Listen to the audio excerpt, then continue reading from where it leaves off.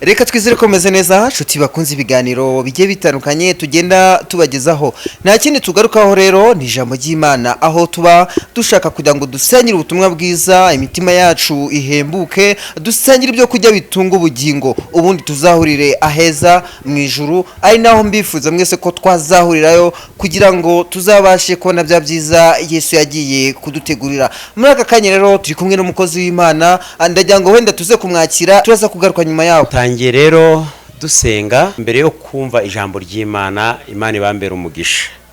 Nanone mwami Yesu, twongeye kuza imbere zawe tugushimira ko ukomeje kuturinda, ongera uhabwe icyubahiro. Bibaye ngombwa rero ko twongera kugaruka mu buhamya bujyaniranye n'ijambo.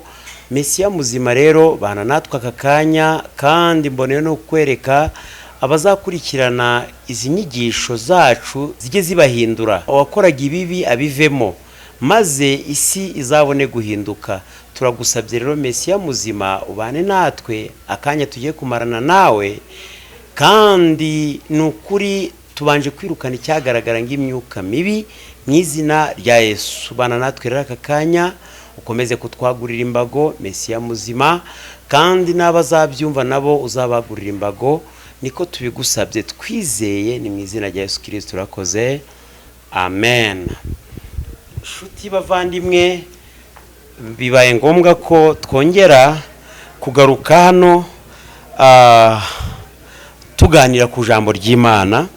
Ahangaha hari amagambo ari kumfasha muri iyi minsi, aboneka hano mu butumwa bwiza uko bwanditswe na Luka. Ni amagambo aboneka hano mu butumwa bwiza uko bwanditswe na Luka, agira ati 12 ibice 12 guhera ku murongo wa mbere kugeza ku murongo wa 8. Ni amagambo yamfashije muri uru rugendo, muri iyi nzira ndende y'agakiza, kugira ngo iyo umuntu atarasoma Bibiliya nasanze ari igitabo gihugura abantu, by'umwihariko bashonje ijambo ry'Imana. Ni amagambo yamfashije, nawe ugiye kuyakurikira ndagira ngo aze kugufasha, tubane muri aka kanya. Ni amagambo rero yanshimishije ajyanirana n'ubuhamya bwanjye. Turahera ku murongo wa mbere. Umutwe w'amagambo uragira uti twe gutinya abantu. Muri icyo gihe abantu ibihumbi byinshi bateranaho ari, ndetse bigezaho bakandagirana. Nuko abwira abigishwa be ati, mubanze mwirinde umusemburo w'abafarisayo, ari wo buryarya, kuko ari nta cyatwikiriwe kitazatwikururwa, cyangwa icyahishwe kitazamenyekana. Nuko ibyo mwavugiye mu mwijima byose bizumvikanira mu mucyo, nicyo mwongoreranywe mu mazu imbere kizavugirwa hejuru yayo. Kandi ndababwira mwebwe nshuti zanjye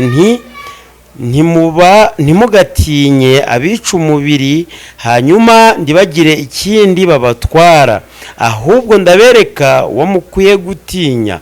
Mutinye umara kwica umuntu agashobora kumujugunya muri Gehinomu. Ni koko ndababwira abe ari we mutinya. Mbese ibishwi 5 ndibigurwa amakuta 2, nyamara nta na kimwe muri cyo kibagirana mu maso y'Imana, ndetse n'umusatsi wo ku mitwe yacu wose warabazwe. Ndimugatinye rero, kuko muruta ibishwi byinshi. Kandi ndababwira yuko uzambamiriza imbere y'abantu, nanjye umwana w'umuntu nzamuhamiriza imbere y'abamarayika b'Imana. Haleluya, haleluya. Nukuri shuti bavandimwe, aya magambo muri iyi minsi ari kumfasha. Agira uyu mutwe w'amagambo, nge narawusomye uhuza n'ibyo nabagaho mbere. Twe gutinya abantu, ni kuvuga gutinya abantu harimo uburyo bwinshi. Hari abantu batinya abantu kuko nasanze nda muntu ushobora gukorera icyaha aho abantu bari, yewe ariyemeza agatega cyangwa se akajya kure akihisha hamwe n'uwo bagiye kugikorana. Njyewe rero aya magambo narayasomye aranyigisha, bituma ndashobora gutinya umwana w'umuntu, ahubwo nshobora gutinya Imana. Amina, amina. Nukuri aya magambo uko amfasha, ndagira ngo nawe aba ariko agufasha. By'umwihariko nkunda uyu murongo wa 8 uvuga ngo kandi ndababwira yuko uzambamiriza imbere y'abantu, nanjye umwana w'umuntu nzamuhamiriza imbere y'abamarayika b'Imana. Haleluya. Nukuri nta kindi, njyewe ngimara kuyasoma nashatse guhamya ese ni gute wahamya Imana kandi uyisenga. Haraduhuguye ibintu byinshi ngo muri icyo gihe abantu ibihumbi byinshi bateranaho ari, byumvikane ko duteranira mu rusengero cyangwa se mu mazu y'Imana, twese tuba tuje gushaka Imana. Ariko nasanze abenshi muri twe ntabwo baba baje gushaka Imana nk'uko biba bimeze. Hari benshi bazanywe n'ibindi, baje kumenya amakuru y'ibyo bari bubavugeho, cyangwa se baje kwiyemera, cyangwa se baje mu bindi bintu bitandukanye. Njyewe rero nanjye ibyo bihe nabibayemo ku rwego rwo hejuru, kuko nari ndi umugabo kera hashize, nari ndi umugabo usenga, ntabwo nasibaga mu nzu y'Imana, ariko ntazi guhamya Yesu ng'umwami n'umukiza wanjye. Aya magambo rero nyasomye anyigisha ko igihe cyose uri umugabo cyangwa se uri umugore cyangwa se uri umusore usenga buri gihe, abenshi tujya tuvuga ngo turakijijwe, ariko wamubaza ngo ese wakijijwe iki, ugasanga nawe ntabwo ari kugusubiza neza ibyo yakijijwe. Aya magambo rero yaramfashije ku rwego rwo hejuru. Mwe mudukurikira kuri uyu murongo, ndagira ngo mufashwe n'aya magambo nk'uko nanjye yamfashije. Muri iyi nzira yanjye y'agakiza nanyuze muri byinshi cyane, nasenze imyaka myinshi, ariko ndaramenya guhamya. Hano rero k'uyu murongo wa 8 hatubwiye neza ngo kandi ndababwira yuko uzambamiriza imbere y'abantu, nanjye umwana w'umuntu nzamuhamiriza imbere y'abamarayika b'Imana. Nk'uko nababwiye, njyewe nari ndi umugabo nsenga buri munsi, yewe ngafata n'amasengesho, ariko ndazi intumbero, cyangwa se ese nubwo ndi umugabo nsenga ngamije iki. Ndagira rero ngo dukurikire aya magambo, yaranyigishije ku rwego rwo hejuru. Nababwiye ko njyewe natinyaga abantu, kandi hano umutwe w'amagambo watubwiye ngo twe gutinya abantu. Byumvikane ko nge nshiraho ijambo rivuga ngo twe gutinya abantu, ahubwo dutinye Imana. Uyu murongo wa 8 waranyigishije ku rwego rwo hejuru. Iyo mbivanze, iyiri jambo ndivanze n'ubuhamya bwanjye nanyuzemo, biranshimisha cyane. Ndagira rero ngo nawe niba usenga ariko utabasha guhamya Yesu aho yagukuye, ndagira ngo nawe nk'uko ijambo ritubwiye, nawe ngo ntabwo azaguhamiriza imbere y'abamarayika b'Imana. Niyo mpamvu nk'uko uyu mutwe w'amagambo watubwiye ngo twe gutinya abantu, nahisemo kudatinya abantu, ahubwo ndinya Imana. Iyo ngiye gutekereza gukora icyaha, ngaruka nihuse, kuko nahuye n'ibintu byinshi byanjyanye kure, byatumije ndatinya abantu, ahubwo ndinya Imana. Hari indirimbo ikunda kumfasha, mu indirimbo ya 5 mu ndirimbo z'agakiza. Iyo ndirimbo ndagira ngo nawe gufashe, ni indirimbo ivuga ukuntu umuntu sinzibagirwa igihe nakizwaga. Iyi ndirimbo nagira ngo nyisome, kino gice cya mbere kikunda kumfasha nacyo, ngo sinzibagirwa igihe nakizwaga, ubwo Yesu yinjiraga muri nge, none mu mutima wanjye huzuye ishimwe, shimira umukiza wanjye. Igika cya 2 basubiramo nicyo kitubwira ngo ni igitangaza, kuko nahawe agakiza ku buntu, ni igitangaza njye munyabyaha nahawe agakiza. Haleluya, haleluya. Ni ukuri njyewe ndi umunyabyaha, ariko Yesu yangiriye neza. Yesu yambaye agakiza. Aka gakiza yaba kagurwa amafaranga, ni ukuri wowe udukurikiye ntabwo wazigera ukabonaho. Njye munyabyaha nahawe agakiza. Aka gakiza naragakunze. Aka gakiza ni ukuri utaretse Yesu wankunze akandoranya mu magana menshi y'abanyabyaha ngo abishutiye, nawe ndagira ngo agutoranye umenye kumuhamya ng'umwami n'umukiza w'ubugingo bwawe. Igika cya kabiri ndagikunda neza, ni indirimbo ya 5 mu gakiza, ngo mu magana menshi y'abanyabyaha yantoranijemo ngo mbishutiye, narabohowe ndamuririmbira zaburi nyinshi mu mutima wanjye. Ni ukuri aya ni amagambo ari kumfasha muri iki gihe, nawe ndagira ngo agufashe. Ni igitangaza njye munyabyaha nahawe agakiza.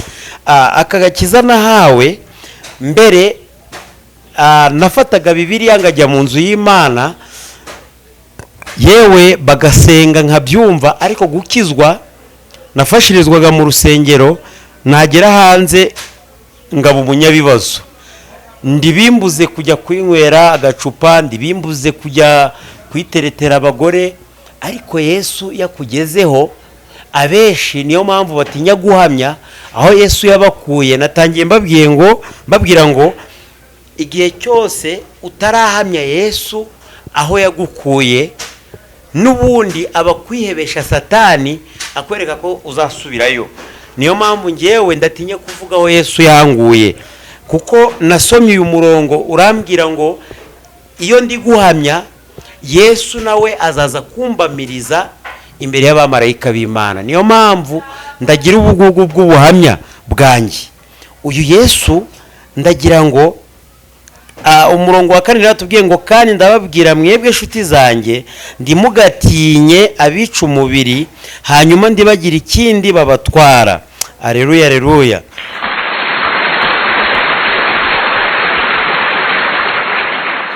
Ni ukuri aba bica umubiri batagira icyo badutwara, ntabwo njye mbatinya.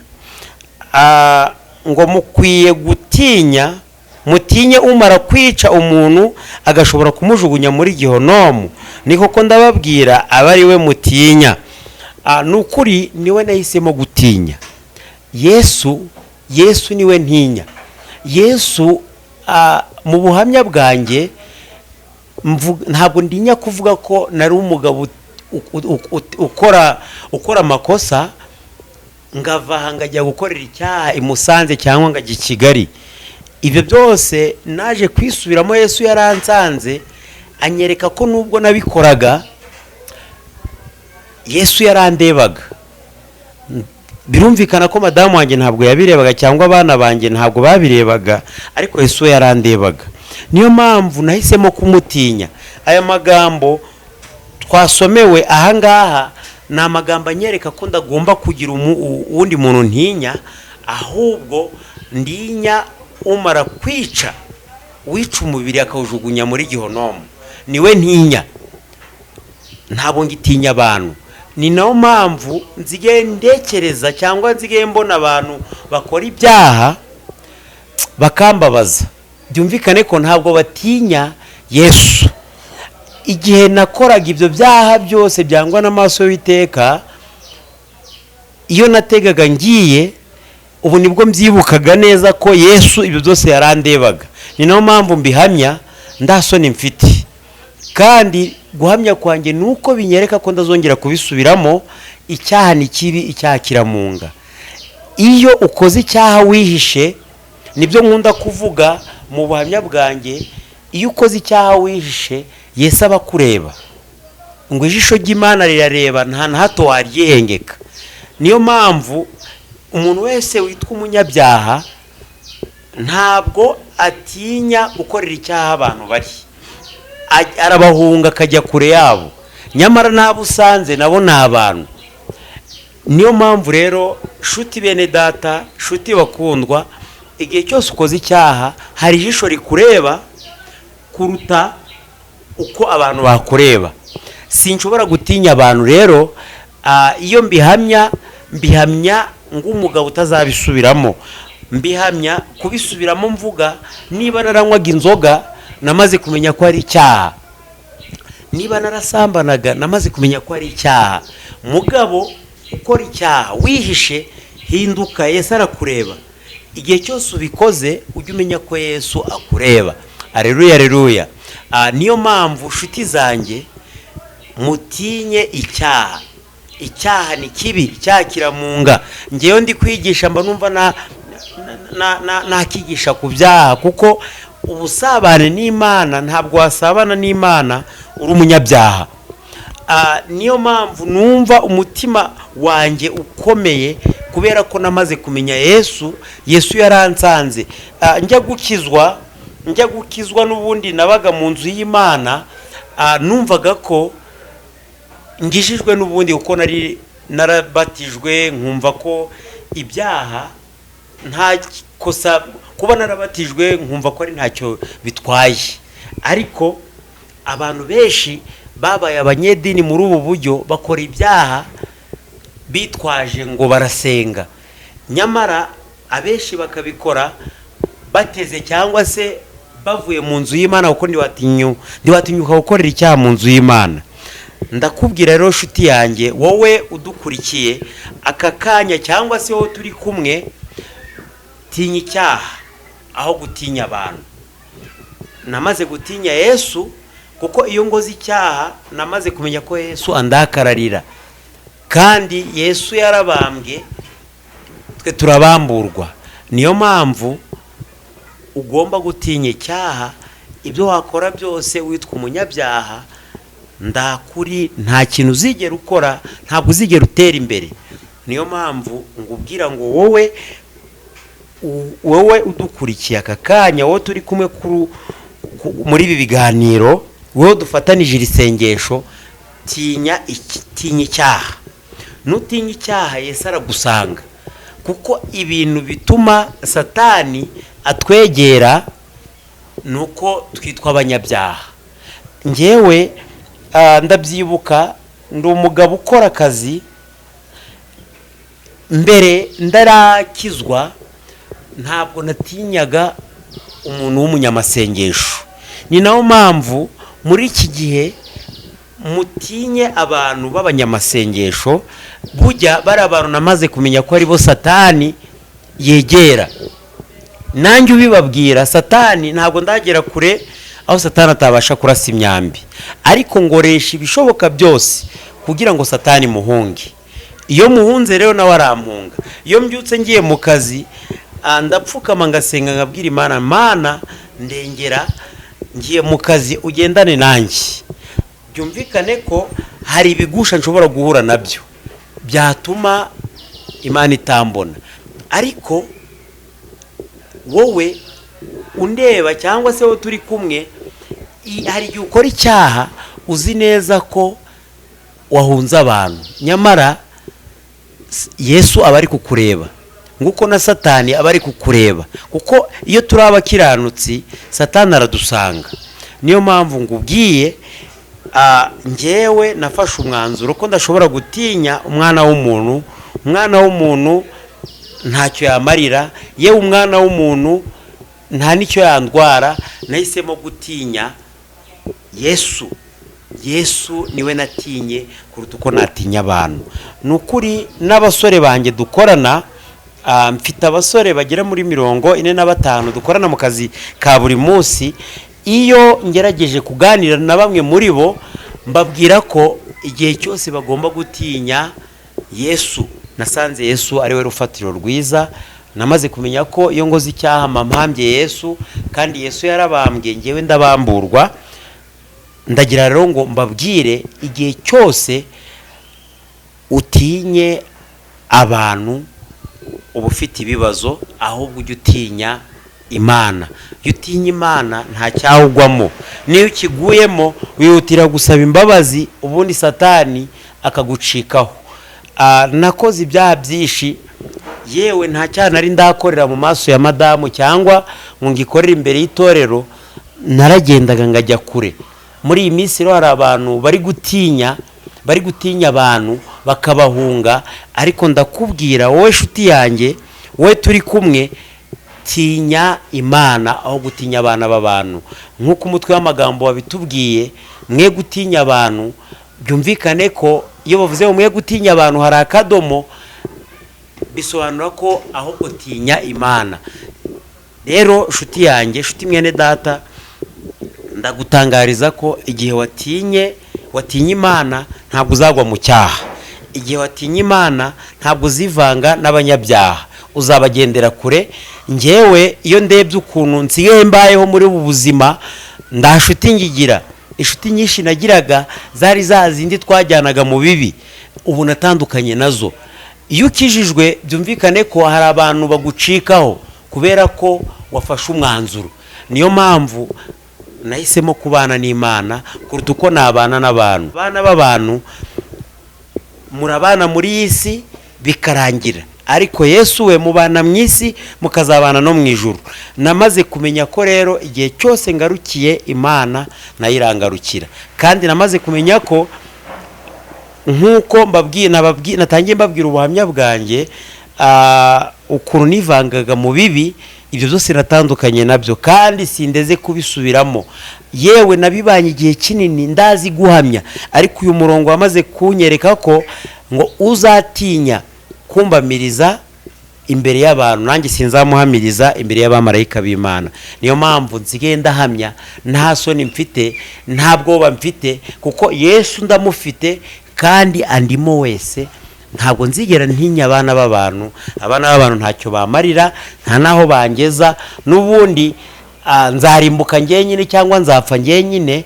Niyo mpamvu inshuti nayigize Yesu, n'ubundi inshuti nyigira umuryango wanjye, nibo ngerageza kubaka cyangwa se kuganira nabo. Iyo mbabaje madamu wanjye cyangwa se umwe mu bana banjye, nihutira kumusaba imbabazi. Bibiliya nitubwira neza ngo urugo rwiza ni ijuru rito.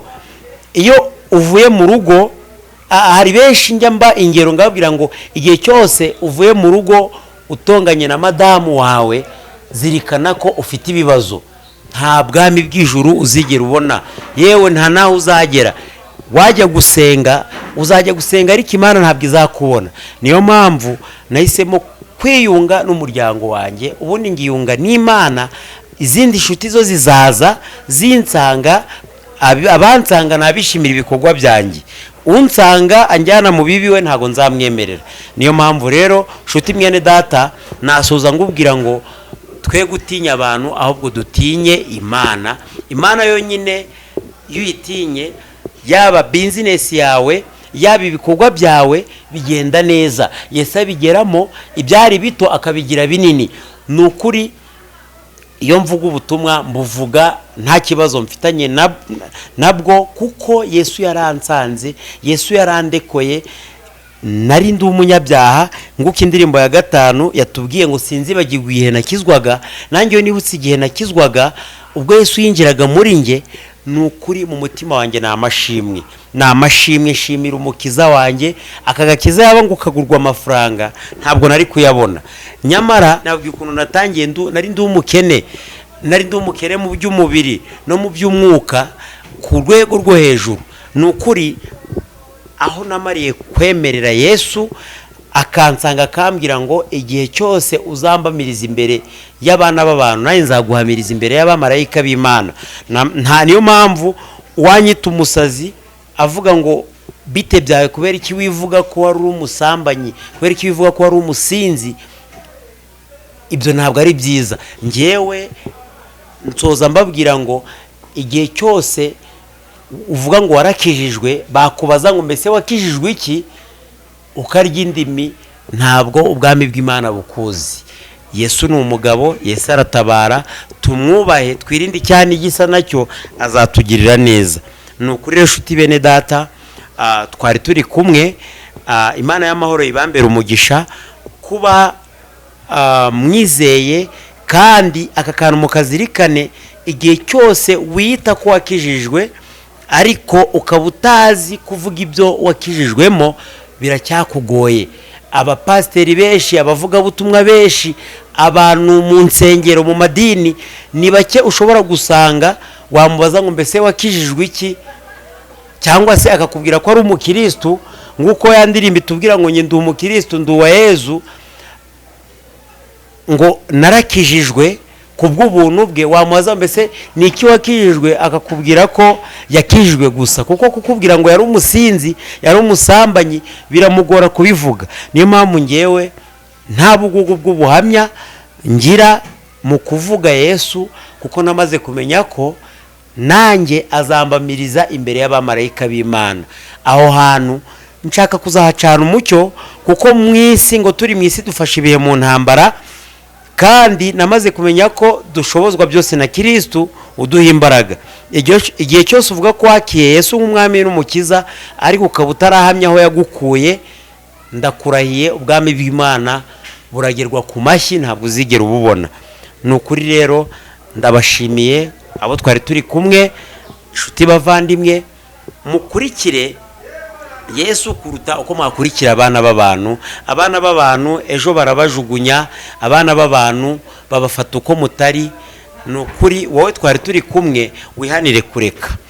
Nasoza rero mbabwira ngo mwewe twari turi kumwe muri ibi biganiro, muri ubu buhamya, muri rivuga butumwa, mwakire Yesu, ariko nanone muvuga ngo uhamye mu bandi aho yagukuye. Igihe utarahamya mu bandi aho yagukuye, ndamahoro. Bibiliya tubwira ngo ndamahoro y'umunyabyaha. Ni ukuri mbasengeye mbabwira ngo mwemeye kwakira Yesu ng'umwami n'umukiza, mwahaguruka tugasengana, cyangwa se mwafata iya mbere mugatandukana n'icyaha. Bibiliya iratubwira ngo uwiyita ko ari intungane aba yise Imana inyabinyoma. Wikita Imana inyabinyoma, ahubwo wowe fata umwanzuro aka kanya wakire Yesu nk'umwami n'umukiza, maze urebe ibitangaza. Izo ndwara urwaye, ibyo bibazo ufite, ayo maganya uhorana, uko gusenga kwawe ariko udakizwa, banza wirebeho. Ayo masezerano bagusezeranije akaba atagerwaho, banza wirebeho mu mutima wawe. Fata umwanya rero aka kanya nzamura isengesho. Ni ukuri ngusabira ko ugomba guhinduka, nawe ugahamya mu bandi aho yagukuye, ugahamya mu bandi ibyo yagukoreye. Ngaho rero mfasha wowe wumvise ubu butumwa, uze dusengane iri sengesho, kandi Yesu agukure muri ayo magana menshi y'abanyabyaha nguko nanjye yanguyemo. Yesu yanguyemo, ndamwemera. Yesu yanguyemo, namufashe ng'umwami n'umukiza w'ubugingo bwanjye. Wewe ufashe uwo mwanya, ngaho no haguruka, cyangwa se wifate neza, dusenganira isengesho, kandi nzi neza ko harimo kubohoka. Kindi gihe ngiki tuzongere dusengane, uza guhamya mu bandi aho yagukuye. Ngaho rero mwene data, wowe ufashe umwanzuro, wapfukama, wahagarara, ifate neza dusengane. Nanone mwami Yesu, nongeye kugushima no kuguhimbaza aka karakanya ko kuguhamya no kukuvuga, kuko wanguye kure, wanguye mu magana menshi y'abanyabyaha, urandoranya ngo mbe inshuti yawe. Yewe bibi igitabo cy'umuririmbyi cyatubwiye ngo narabohowe ndakuririmbira. Ni ukuri nanjye zaburi nyinshi ziri mu mutima wanjye. Mesiya muzima rero, aba bene data tugiye gusenganira isengesho, ndagusabye ugendane nabo. Bamwe bari abasinzi, abandi bari abasambanyi, abandi bari inkozi z'ibibi mu buryo bwose, nyamara basengaga ariko bataramenya gufata umwanzuro. Ngano rubana nabo aka kanya bafashe umwanzuro, kandi bemeye guhamya mu bandi aho wabakuye. Yewe wabakuye mu magana menshi y'abanyabyaha, nkuko wanguyemo urabatoranya ngo babe inshuti zawe. Bana natwe rero Mesiya muzima, nabo bazaze guhamya mu bandi aho wabakuye. Ngarubana natwe ngo meza uturinde kandi uturengere. Wowe wemeye guhinduka, uhinduke, kuko Yesu yumaze kumwemerera ngo umwami n'umukiza w'ubugingo, ni ukuri ugahamya mu bandi aho yagukuye, araguhindura. Mesiya muzima rero turagushimye, aka kanya karako kugushima no kuguhimbaza. Ngaho no rero gumya uturinde kandi uturengere, udufashe ndetse kandi utugirire neza.